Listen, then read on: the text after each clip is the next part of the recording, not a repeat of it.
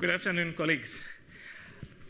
Based on the discussions that we had the last 2 days and some suggestions from some amongst us that why don't I consider showing videos or reconstructions of some of the processes of traditional metallurgy and metalworking. What I've done is I went into my archive and I found a production that was done by one of my very good friends, Professor Eric Heisekom of the University of Geneva. So the DVD is entitled Inner Guinea, The Last House of Iron. It chronicles the full production process of traditional iron smelting in Mali, from the process of collecting ore through smelting, the rituals associated with the process, and all the other associated factors. What I will then do is that at the end we can have a discussion, but I will also draw some issues from Inner Guinea and then weave them into the West African archaeological record. I thought that is probably a much better way of relating what it was like, and the production was done in 1997, so that's fairly recent. What I also suggest is that if you have areas that require clarification, or if you have questions, would you kindly just jot it down, so that when it finishes, then we can talk, and we can also continue the conversation when we engage with the West African archaeology tomorrow.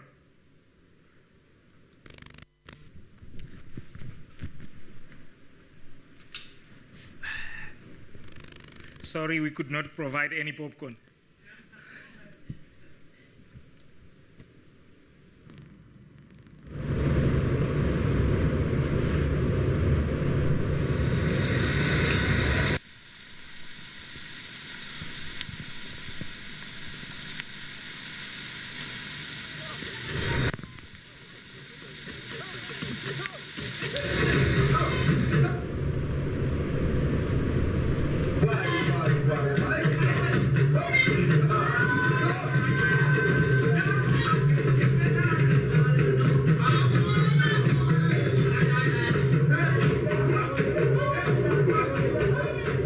In Africa, ironcraft is a widespread tradition, more than 3,000 years old.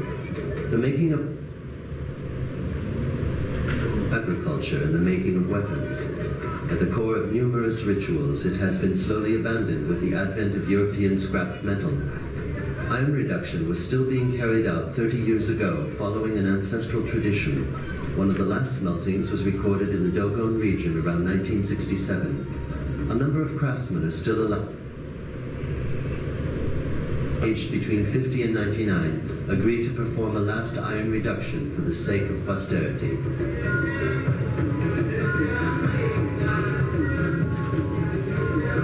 They are all descendants of the Tomo clan's blacksmiths who came to Mande with the Dogon people during the 17th century. All belong to the Jemeyalan clan. The Mande people dispersed more than 5 centuries ago when the Empire of Mali broke up. The Dogons say that their ancestors crossed the river Niger on a crocodile's back and reached the cliffs of Bandiagara where they settled. Crocodiles have been sacred ever since. The Dogon believe that in them they see the effigy of the oldest man known by their people.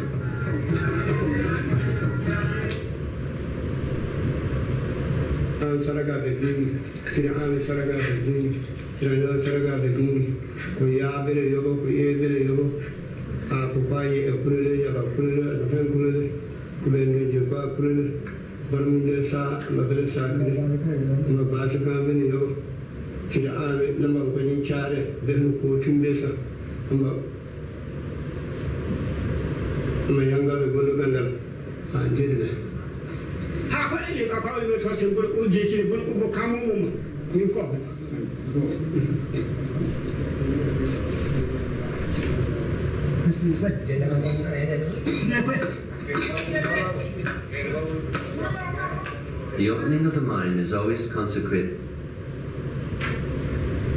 for the rituals and has the power to entrust the earth to the miners so that they can extract ore. The consecrated mine is on the site of Dingi, the oldest in the region, where the ore is very rich in iron. To placate the spirits, the earth priest has had a ram's throat slit. The sacrifice is made at a distance because the ore, meat or blood, is forbidden in the mine. Bread arouses the ore's anger, and it sinks into the ground and disappears. Ore was mined from January to March. Mining ended the day the rays of the sun reached the bottom of the pit. The making of iron could then begin. A furnace must be chosen. The site for the furnace is very close to today. This particular site is the oldest in the region. Nestled on the plateau, which stretches beyond the cliffs, it is a 2-hour walk uphill from the mines. Piles of slag are the sole remains of thousands of iron smeltings. Furnaces in ruin stand in a network of alleys and esplanades. Dingi, that the old master smelters have made their choice.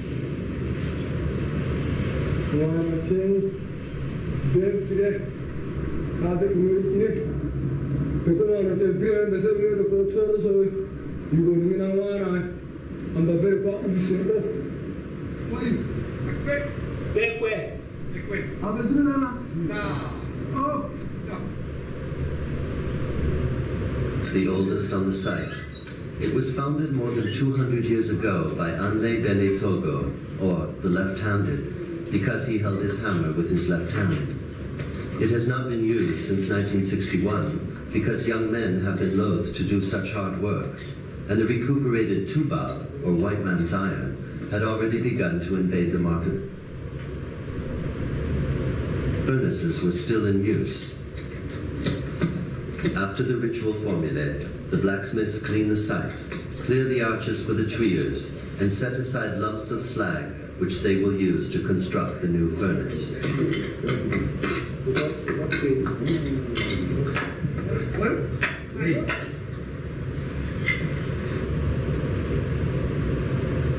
The mine depends on the site. Here in Dingi, they are 10 to 20 meters deep.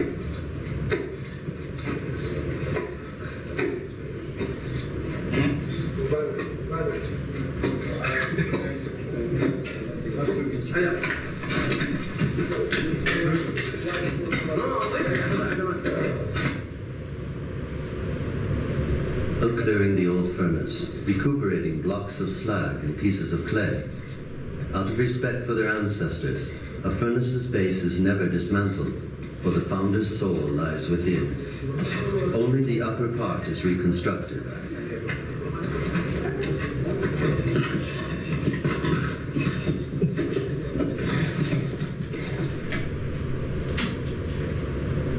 After died, it was his successor's task to renovate the furnace. Amatiege remembers every ring recalls one of the 6 Togo masters.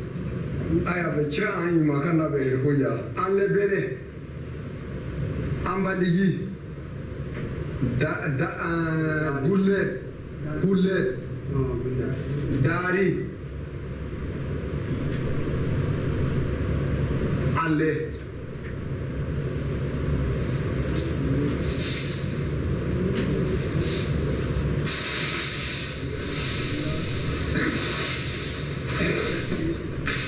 The clay, which is to be used to remold the new furnace, comes from a clay deposit buried in an earth.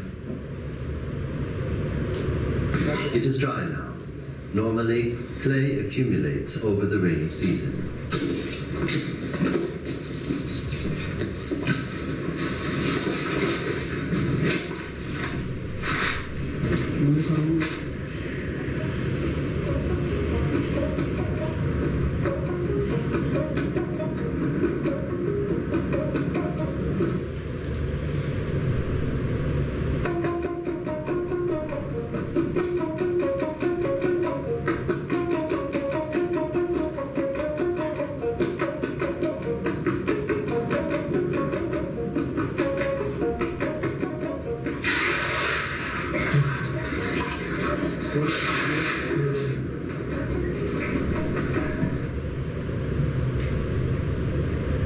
Very close to the site.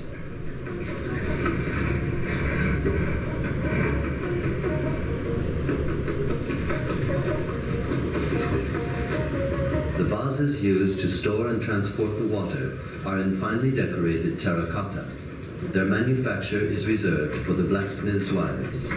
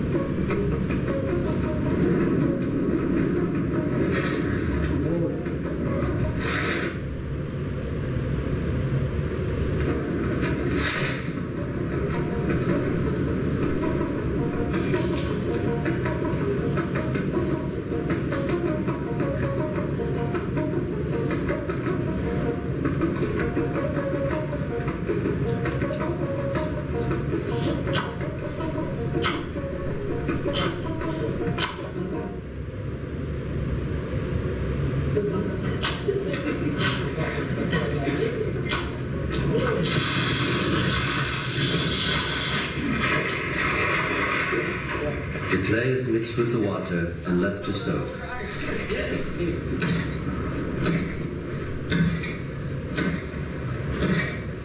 One may not enter the mine with objects of red copper, nor may one bite into a coal. A woman may not venture within the perimeter of the mine, for she may have had her period or have given herself to a man, or can bear neither blood nor stains. Thus women are not allowed on the site.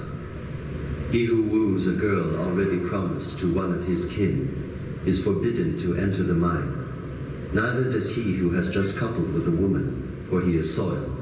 Were he to do so, the mine may collapse.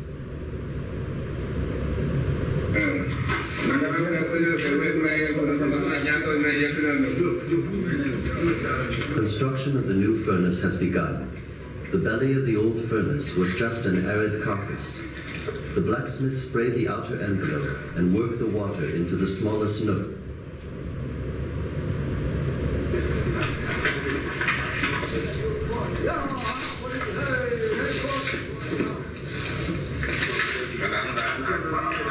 Clay recuperated from the old furnace has been mixed with that from the clay deposit. The blacksmiths soak it and knead it. They then cover it with fonio. The following morning it is kneaded again, and the straw is blended into the clay.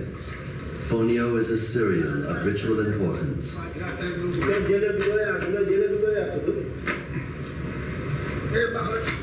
The men remold the furnace all morning long. Fistfuls of clay are slapped onto its sides, and slowly an outer shell. The clay cladding is then inlaid with large lumps of slag, wedged in place with smaller ones. Slag has been skillfully sorted out according to its size. Indeed, a particular size is used for every part of the furnace. Slag is the furnace's raw material. The elders claim that it is perfectly heat resistant, unlike blocks of sandstone which would crack and shatter.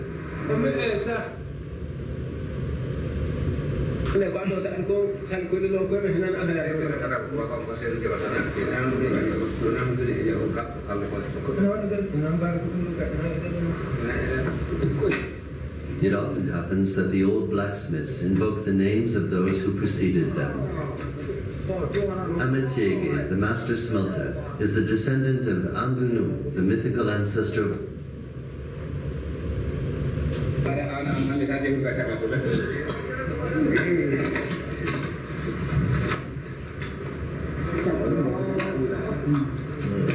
In time, the furnace fills out and its chimney rises.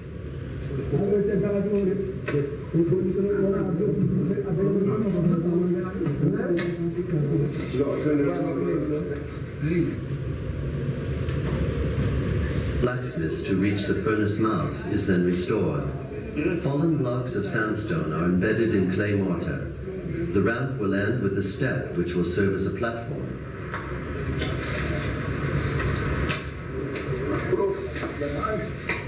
The body is reinforced by adding a new layer of large slag set into the clay.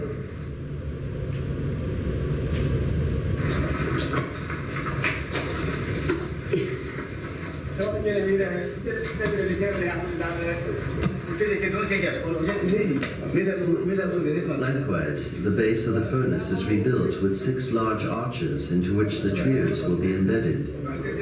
During the afternoon, the blacksmiths complete the masonry of the furnace's outer shell. The spirits visit the mines. They are called Ina Ina Nawe, the spirits of the house of black iron. And since no one may be in their presence, ore is not extracted on that day. The furnace's first masonry dried during the day of rest. Early the following day, the black is coated with clay. They then sort out small pieces of slag to cover the upper part of the furnace. Some is shattered with larger bits in order to obtain the desired size.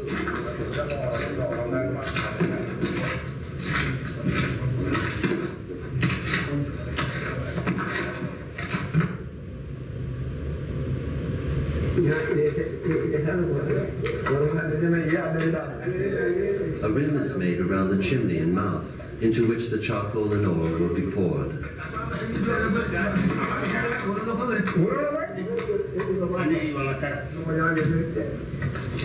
The mouth's diameter must not exceed a cubit, that is to say about 30 by using a twig.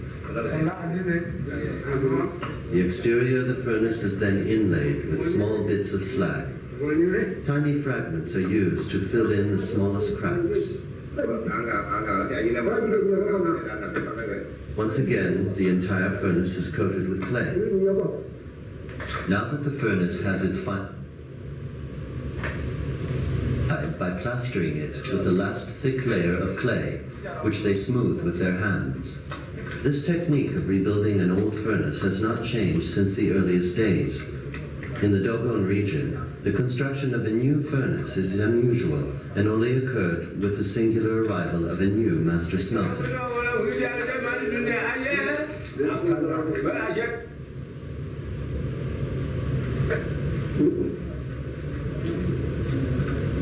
He who wears red clothing cannot go down the mine further than 3 times the height of a man. For the depth of 3 times the height of a man is the boundary of the sacred.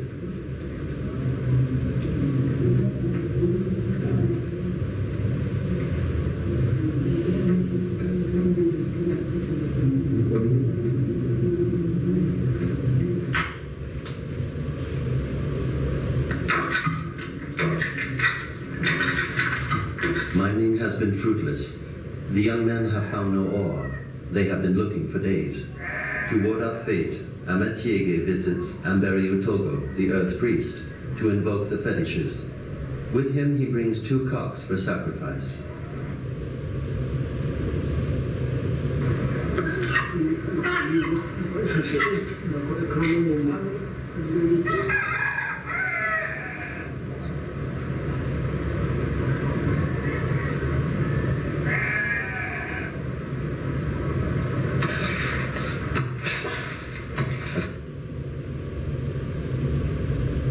It comes from a termite mound found in a dried-up marsh.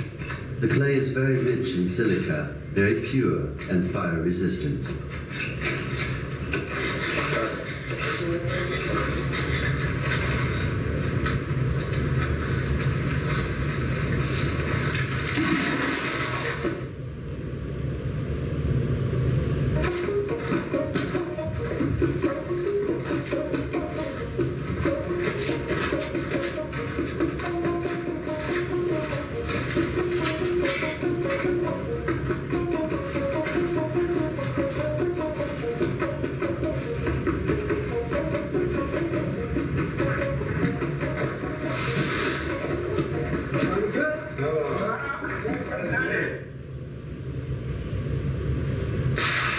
The termite mound clay is immediately mixed with water, and the fonio straw is kneaded into it. Termite bodies are caught in the mass.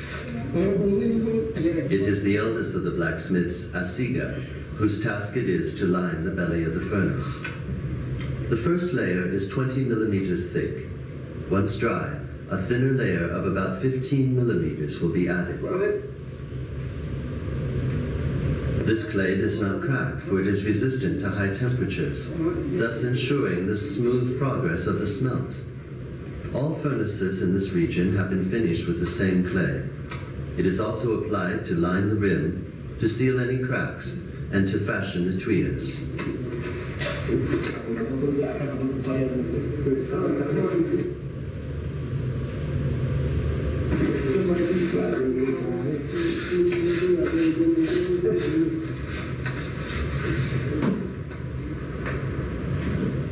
Now the furnace is finished. The blacksmiths leave it to rest for 4 days so that it can dry. More than 2 weeks' work will have been necessary for its construction.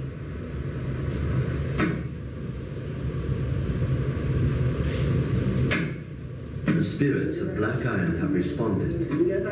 4 days after the cocks were sacrificed, ore is found at a depth of 17 meters. Samples are immediately brought to the surface to be examined more closely.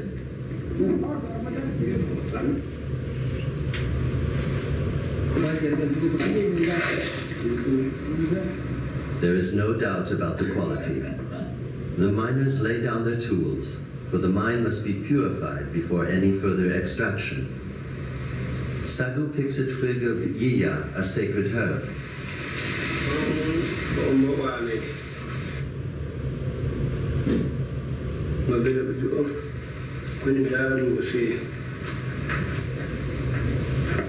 Adama goes to strip some bark from the piye, a sacred tree.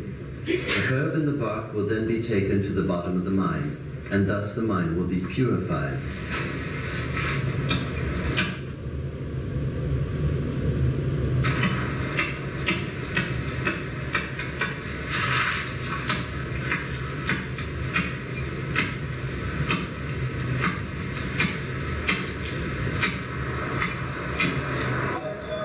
The herb and the bark are then abandoned on an anthill, where the black ants return them to the water.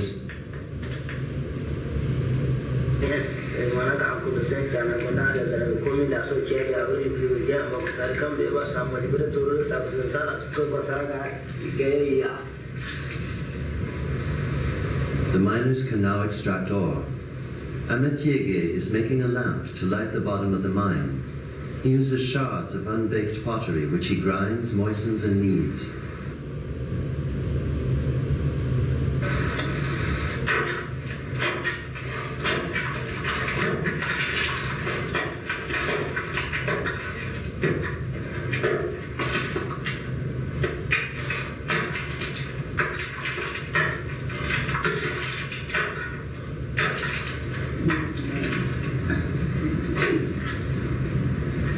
Ore is brought to the surface.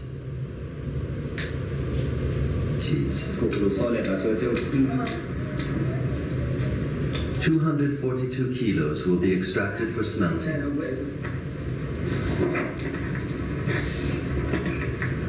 The bulk of the ore is made up of 2 iron oxides, goethite and hematite. For rock to become metal, these oxides must be broken down. Reduction. The oxides react with gas produced by combustion, and through loss of oxygen, the oxides are transformed into metallic iron.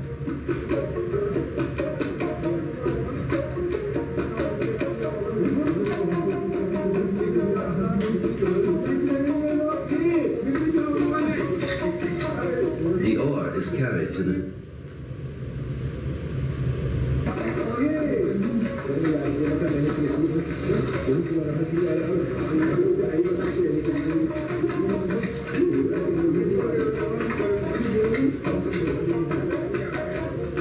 The men pass through the ruins of Aredingi and tip their load onto the furnace site.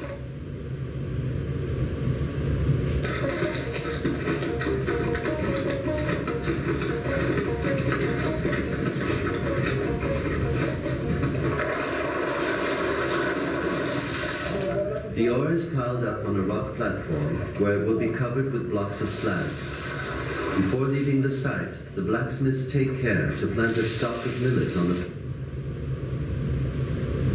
stalk will fall.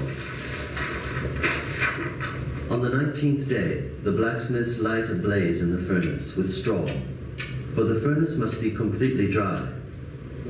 The flame is lit with a traditional striker light and a flint extracted from the mine.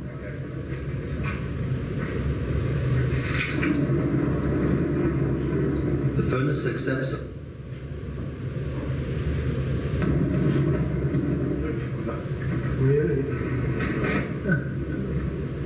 Ametiege then feeds the fire with stumps of white acacia.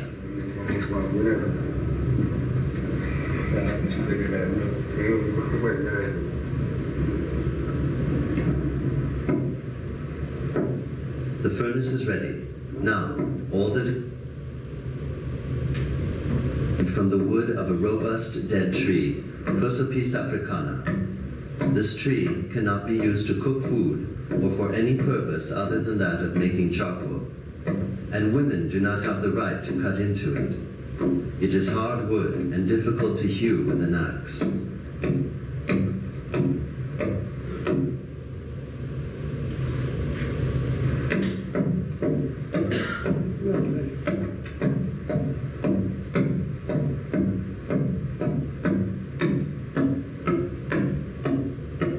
Prosopis supplies charcoal of exceptional quality.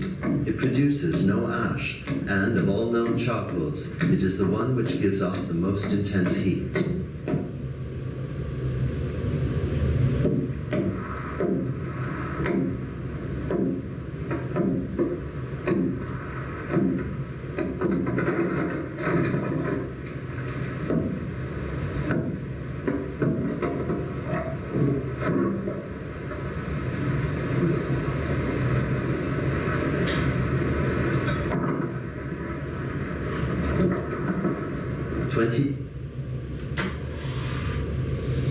Dead for more than 20 years, are felled and hewn into logs.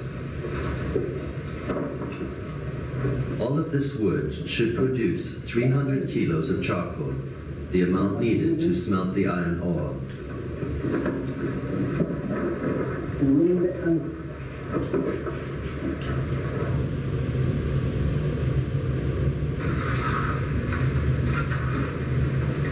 To avoid bushfires, the wood is taken to a field where it will be charred.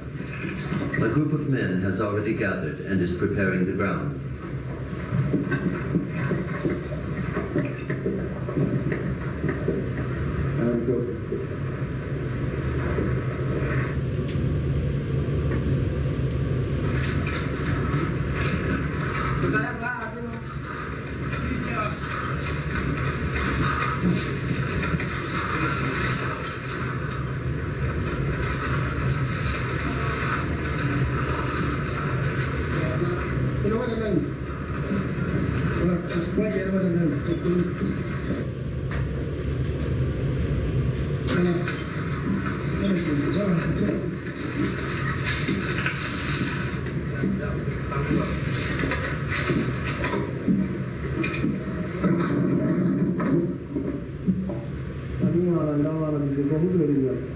Once unloaded, the logs are neatly piled into 2 stacks, each of which rests on a bed of dried grass.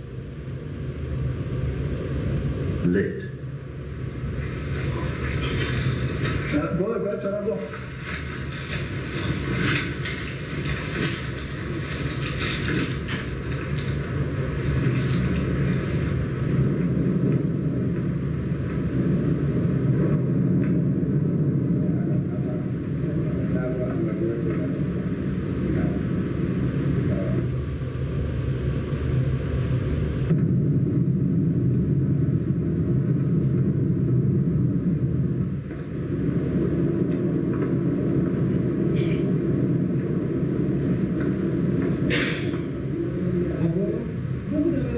Towards the end of the afternoon, the stacks are just heaps of glowing embers. The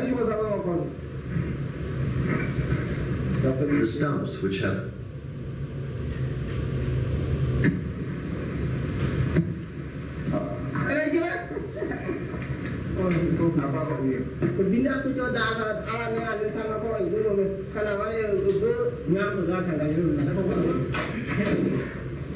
The blacksmiths then dig a trench around the two heaps to unearth sand. Then, all together, until both heaps are completely buried. The embers are left to rest under their sandy coverings all night, where they will become charcoal.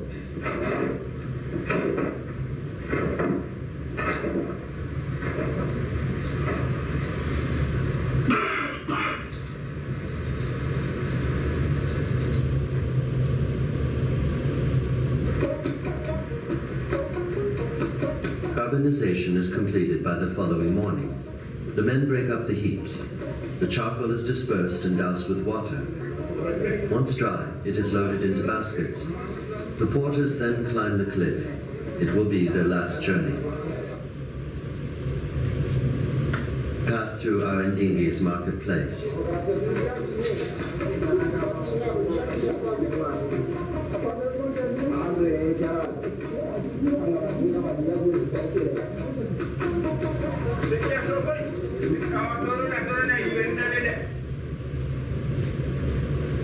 The charcoal finally arrives at the site, where it is tipped onto an esplanade close to the reconstructed furnace.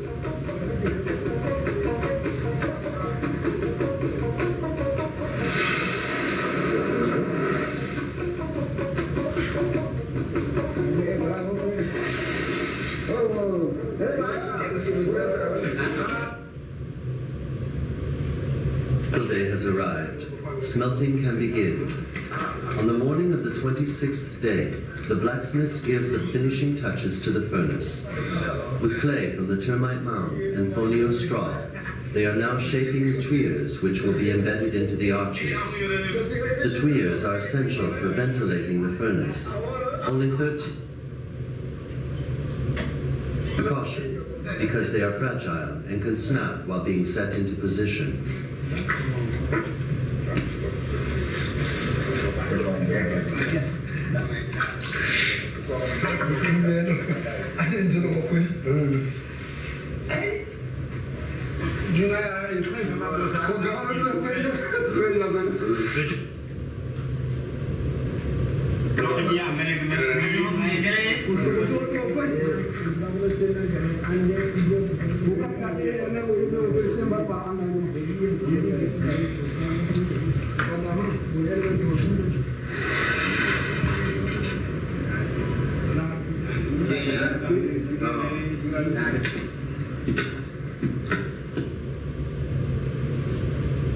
Then be prepared.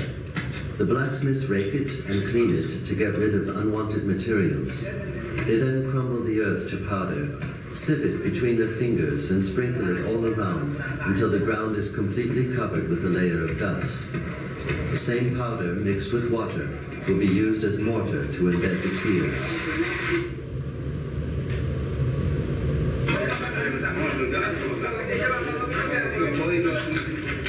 The men have gathered on the rock platform. They are crushing the ore with blocks of sandstone, ridding it of foreign particles. They will then be able to purify the furnace. 2 cocks, 1 watt. Spirits.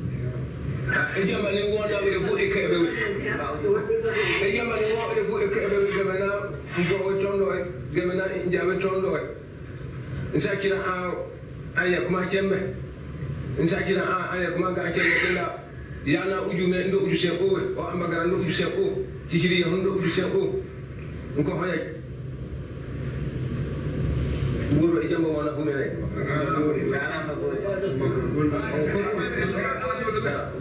The cock must not beat its wings, and no trace of its blood may remain. In the afternoon, Sagu sets to work, and the furnace's belly is filled with long stalks of millet. Antandu uttered the incantations. It is now time to light the furnace. Amatiege will attend to it, while Antandu intones the ritual formulae.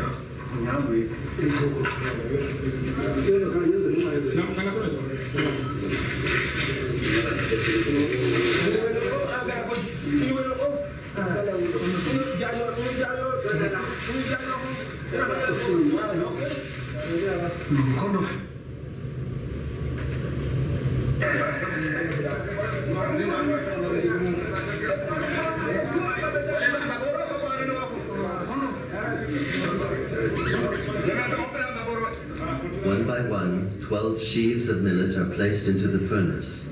Once charred, they will form a shield through which the molten slag cannot penetrate.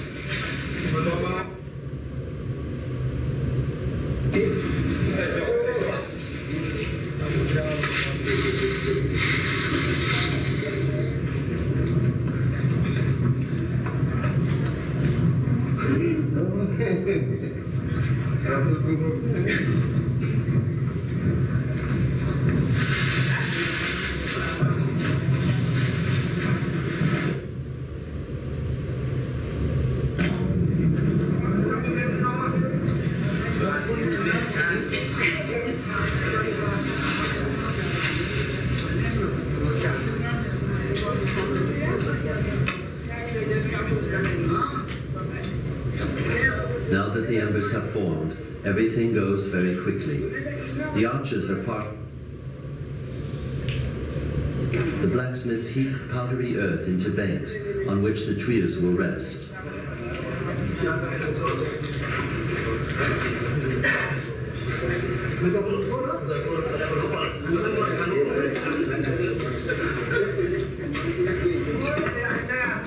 The level of each tuile must be the same.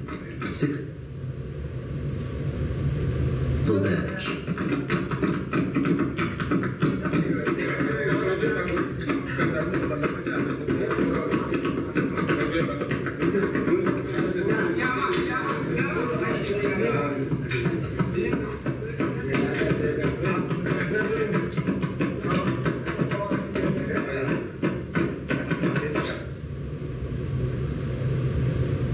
Two tuiles are then placed into each of the 5 arches and 3 into the main opening.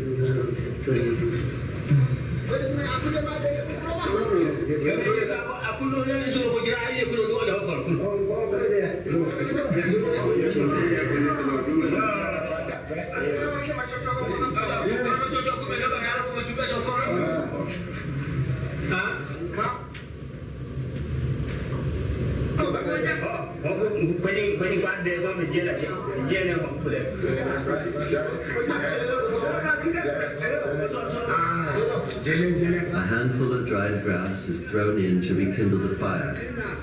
Anchiama then scatters 4 wisps of straw and 4 bits of charcoal for the genies of the cardinal points. First load of charcoal is tipped into the furnace. In all, 194 kilos shared among 14 baskets.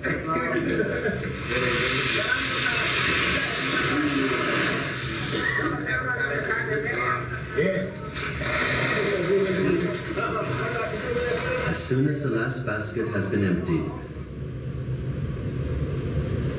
dust finds its way into the furnace. The arch is then walled up with mortar, and everything is covered with powdery earth.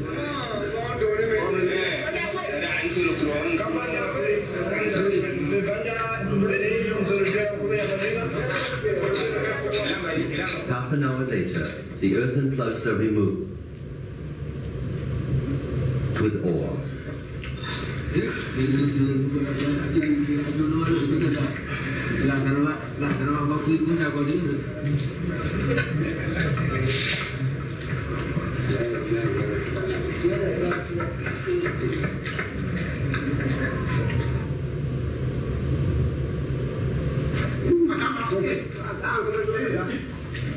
Anchiama from the top of the furnace tosses 4 bits of ore for the genies.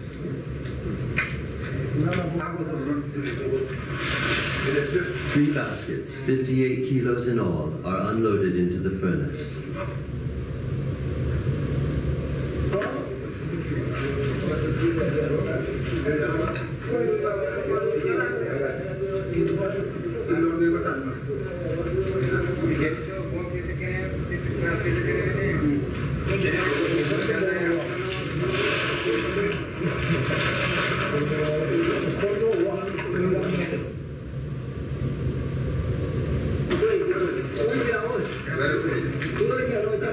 Chiama builds a cairn with balanced bits of charcoal and ore. When the cairn collapses, smelting is well underway.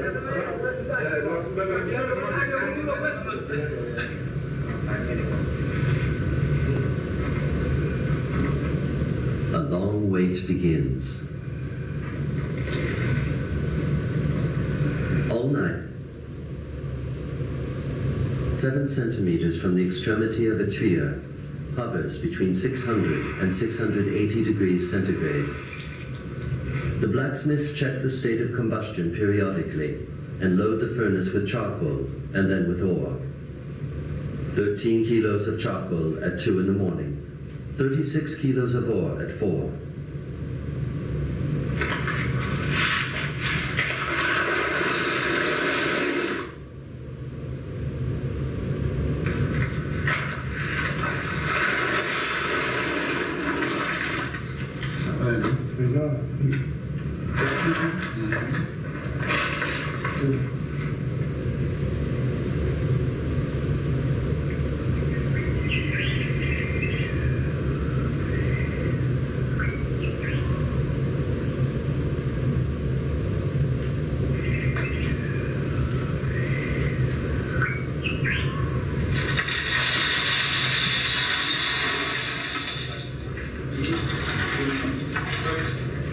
On the morning of the 27th day, the men continue to load the furnace and dampen the tuyas.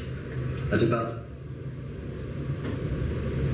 5 kilos of recuperated ore is tipped into the furnace. They say that the ore left over from earlier smeltings makes the iron more pure.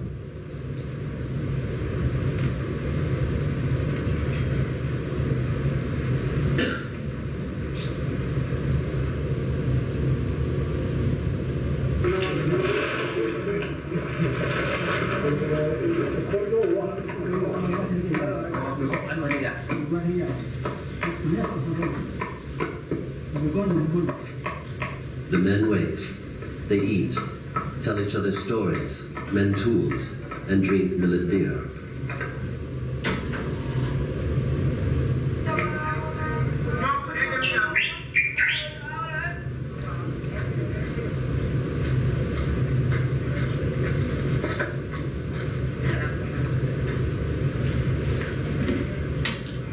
The furnace's temperature remains stable throughout the day, varying only between 660 and 6.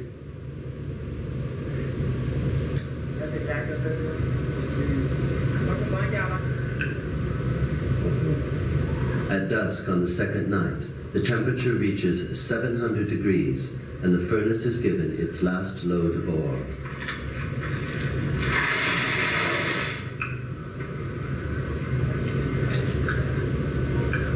A blacksmith whose wife is pregnant may not load the furnace, for he would be his fortune, or smelting might not be successful. A blacksmith must refrain from whistling while working, for only the melting iron has the right. A man who whistles risks causing an accident, and the iron would be of poor quality.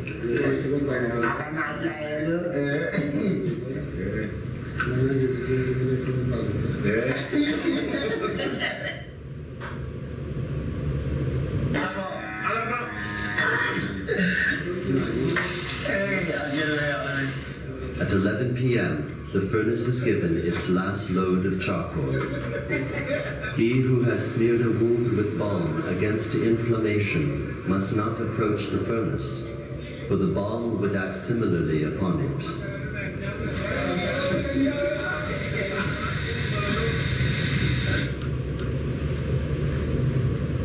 The fire starts to crackle. According to the elder, the ore is cracking and melting. In the hours which follow, the temperature leaps to 1100 degrees centigrade, then falls again to 765 degrees. A humming noise indicates that the iron is fusing. At dawn, the temperature rises to 1000 degrees. The furnace is thrumming. The iron has coalesced into lumpy blooms. Smiths prepare to open the furnace. Beforehand, however, Sagu measures the height of the pile of embers, which must not exceed the opening of the tuyeres.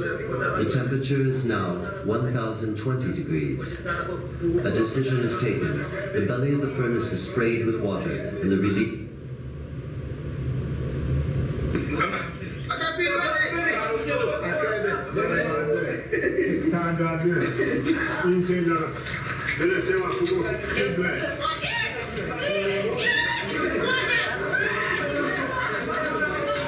Now the clay walls can be pulled down. The blacksmiths face the arches, and the tuyeres are removed.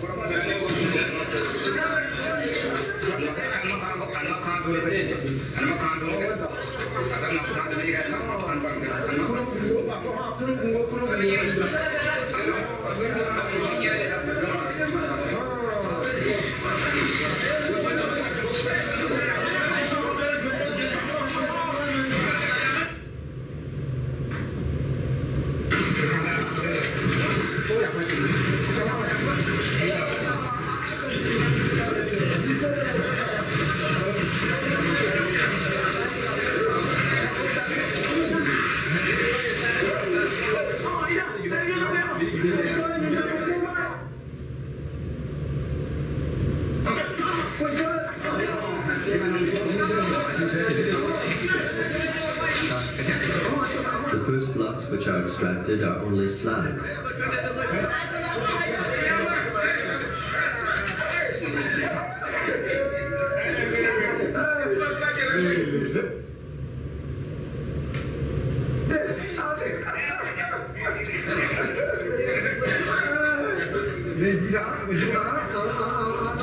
Then a spongy metal bloom appears, followed by 3 more. The largest weighs 19 kilos, and the other 3 about 9 kilos each.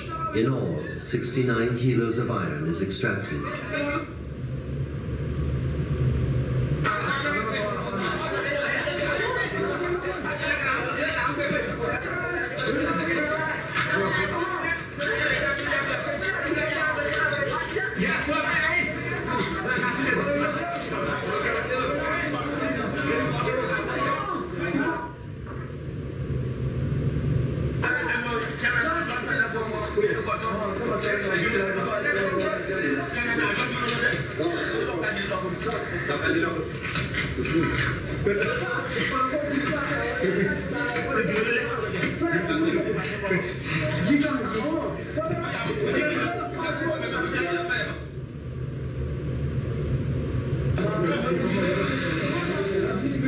The furnace has fulfilled its function. Thanks to the spirits of the House of Black Iron, it has given birth to metal. The blacksmiths can now smother the fire. The following day, the blacksmiths meet at the forge in the village of Kobo.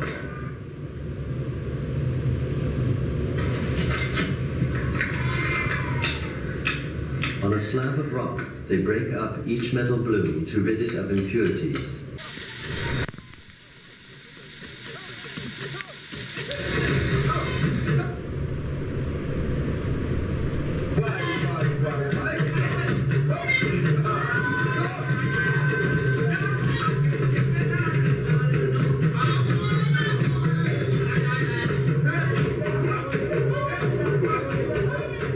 In Africa, ironcraft is a widespread tradition, more than 3,000 years old. The making of agriculture and the making of weapons. At the core of numerous rituals, it has been slowly abandoned with the advent of European scrap metal. Iron reduction was still being carried out 30 years ago, following an ancestral tradition. One of the last smeltings was recorded in the Dogon region around 1967. A number of craftsmen are still alive. Aged between 50 and 99, agreed to perform a last iron reduction for the sake of posterity.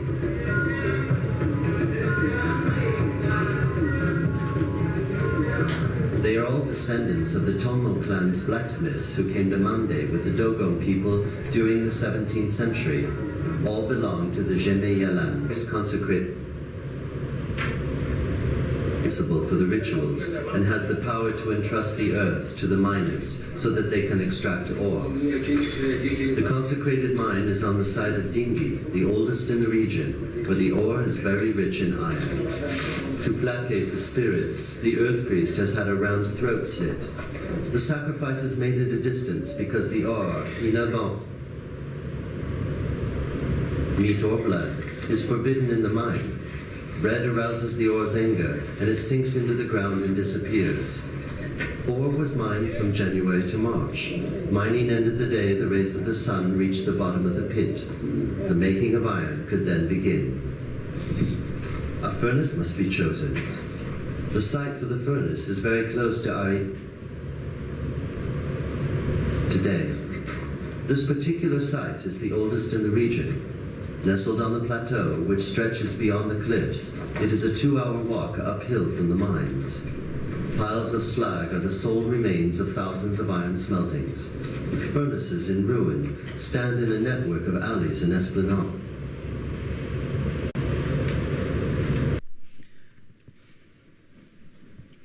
Good afternoon, colleagues. Based on the discussions that we had the last 2 days and some suggestions from some amongst us that why don't I consider showing videos or reconstructions of some of the processes of traditional metallurgy and metalworking. What I've done is I went into my archive and I found a production that was done by one of my very good friends, Professor Eric Heisekom of the University of Geneva. So the DVD is entitled Inagina, The Last House of Iron. It chronicles the full production process of traditional iron smelting in Mali, from the process of collecting ore through smelting, the rituals associated with the process, and all the other associated factors. What I will then do is that at the end we can have a discussion, but I will also draw some issues from Inagina and then weave them into the West African archaeological record. I thought that is probably a much better way of relating what it was like, and the production was done in 1997, so that's fairly recent. What I also suggest is that if you have areas that require clarification, or if you have questions, would you kindly just jot it down, so that when it finishes, then we can talk, and we can also continue the conversation when we engage with the West African archaeology tomorrow.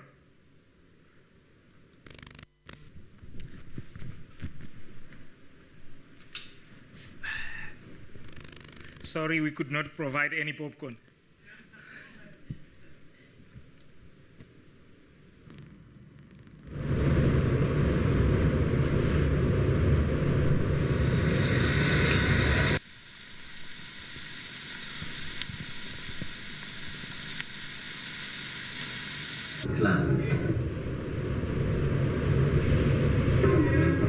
The Mande people dispersed more than 5 centuries ago when the Empire of Mali broke up. The Dogons say that their ancestors crossed the river Niger on a crocodile's back and reached the cliffs of Bandiagara where they settled. Crocodiles have been sacred ever since. The Dogon believe that in them they see the effigy of the oldest man known by their people.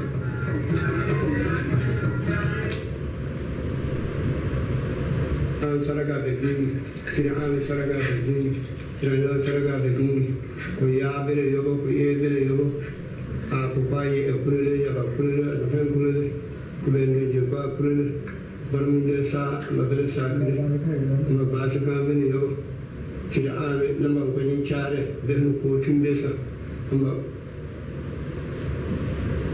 my younger Guluganda, and Jeddah. You can call it for simple Uji, but come home. You call it.